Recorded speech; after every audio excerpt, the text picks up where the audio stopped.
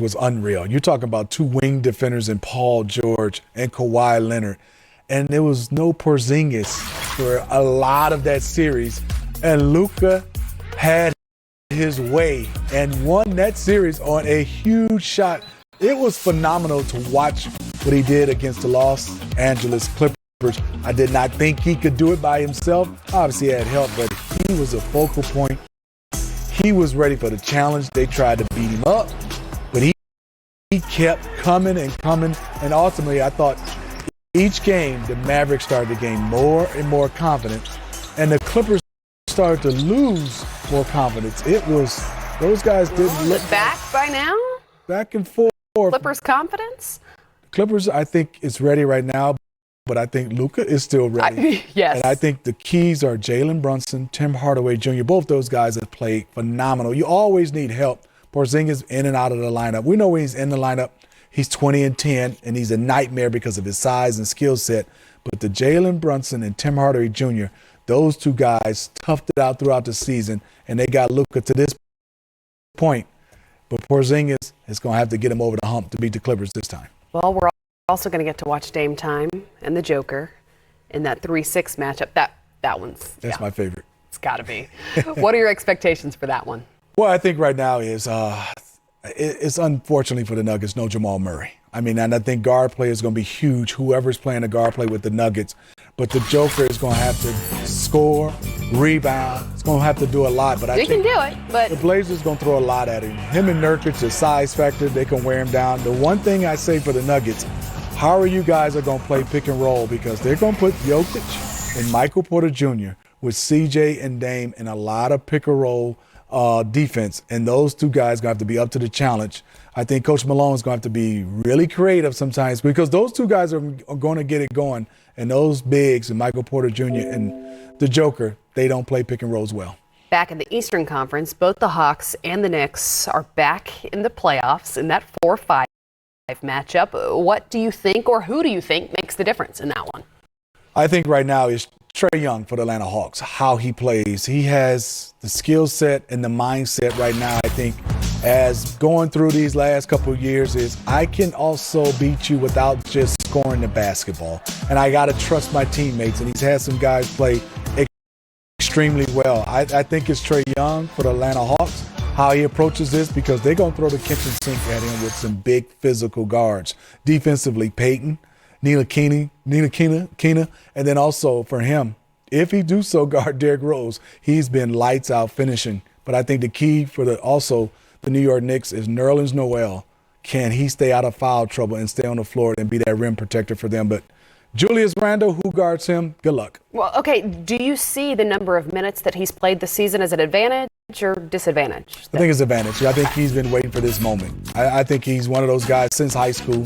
He's been one of those guys, super talented. He had the injury his first year in the Lakers. He's bounced around. He's found a home.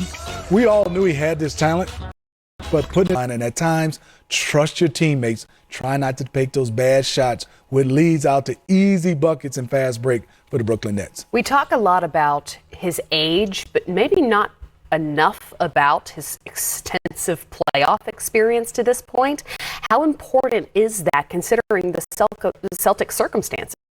Hey, Christian, you bring up a great point. It seems like he's been in the playoffs every year he's been there. And not only that, deep runs. Right. That's the one thing. And also he's been the number one option in most of those runs, and he's doing it again. And I know I wanted to see Jaylen Brown in this matchup, but he's not going to be there. So obviously he's going to carry the load. And then also we talk about his offense, but with no Jaylen Brown, there's going to be Jason Tatum, who's gotten much, much better defensively, but he's going to have to do it on both ends because you're talking about Kyrie, Harden, and KD. He's got to guard one of them. And you brought those three up. Probably it's going to be KD. Okay, because we could talk all night long about most valuable among those three. But who do you see as the most important to this series specifically? Kyrie, KD, Harden. I think James Harden. The reason why is in a playoff situation, yes, they have three phenomenal players, but who is going to get other guys confidence? All those guys can pass, but I think James Harden's the one, as we can see, as we put this together, we all ask the same question. who is going to pass. They all can, but they all can score. Right. And what I love is when James Harden was traded over there, he took on that role. I am the point guard. Kyrie's the 2. And Kevin Durant's will always be a scorer. Right. No matter what. So I think James Harden's going to be key. But on the Boston Celtics side, Kemba Walker's going to have to bring it in this series, especially going up against Kyrie Irving. Are you concerned at all? And concerned may not be the right word considering the stature of players we're discussing here, but that we haven't seen those guys play together very often yet this season. I am concerned. Obviously, if you had it your way, I think you would definitely want to have more games under your belt. I mean, and they were in and out. It was always 2, never 3, then there was 1. But I think for those guys, they play the game. They understand Durant and Kyrie's been together. They have a little bit of chemistry. Durant and Harden. I think all 3 of them. But more importantly, Kristen, I don't think we're asking the question enough. Is Steve Nash comfortable with coaching all 3? He hasn't got a chance to do that. At the end of the games, where do you go? Who's going to do this? And I think that's where Steve Nash, being a first-year rookie coach, he would have loved to have more games with his full squad and his 3 best players. Of course. And I think that's where we'll get a chance to see in some close games, how does Steve Nash deploy all 3 of these guys? KD recently said he doesn't feel like they have a big 3, but they have a big 15. So if it's not one of those 3 guys, who are you looking to in this series specifically to step up against the Celtics? Well, I think DeAndre Jordan, he has to play well. And I think also Bruce Brown, those 2 guys. And Joe Harris, we understand he's always going to be key, even if he's not making shot, but spacing the floor. But I think Bruce Brown and DeAndre Jordan, reason why, those are the 2 defenders on the Brooklyn Nets. It's all about defense for them to win championships. Are you really worried about their offense, Kristen? No. I'm not. It's all defense. And I think losing size with LaMarcus Aldridge, even though he's not a defensive player, he just brings size. Him and DeAndre Jordan, a lot of size. And without him, they go a little bit smaller with Jeff Green and Blake Griffin. But those are the 2. At home this season. And entering tonight, they've won 4 of their last 6. Malcolm Brogdon also returned to the lineup for the first time since April 29th, and he finished with 16 points. He spoke to our Allie LaForce ahead of tonight's game. It's just one game to determine whether or not your playoffs will continue. The good news for them is that Malcolm Brogdon, who had missed the last 10 games with a hamstring injury, is back. The leading scorer on this team, he's going to have to play big for the Pacers. Here comes Brogdon.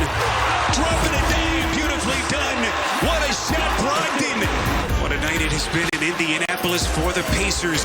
Malcolm, it was great to see you back in action. You played nearly the entire game on Tuesday. What was it like to be back out there? I feel great. I definitely feel blessed to be back out there. Hamstrings are tough, especially with the rigorous schedule we've had this season. So, this is a critical time in the season, and I wanted to get out there with my guys, and I finally felt like I got to the point where I could compete. The Pacers for coming out and just playing like they're possessed.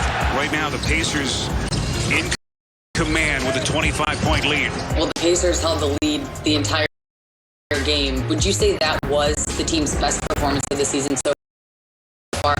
Definitely one of them. I think the best part about a game like that is everybody contributes. Everybody's having fun. Everybody plays well. A lot of shots go in. We play, we defend on a high level.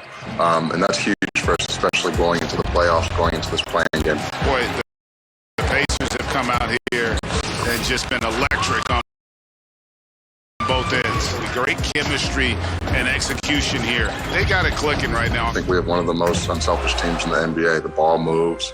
And when the ball moves the way it does on our team, you get open shots from 3, you get easy baskets, and you get out in transition and score. A lot of confidence on display from this Pacers team.